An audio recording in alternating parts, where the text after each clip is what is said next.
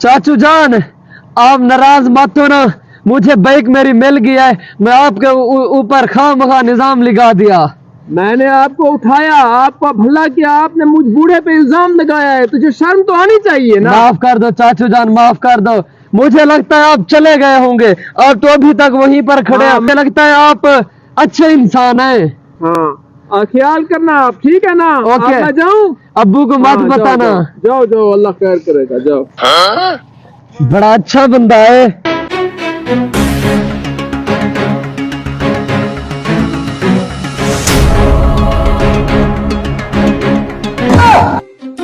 यार ये बंदा मुझे पहचाना हुआ लगता है, मुझे लगता है, एक मिनट, जिसने मुझे डंडा मारा वो यही लगता है, मुझे टोपी से नजर आ रहा है। यही आदमी है।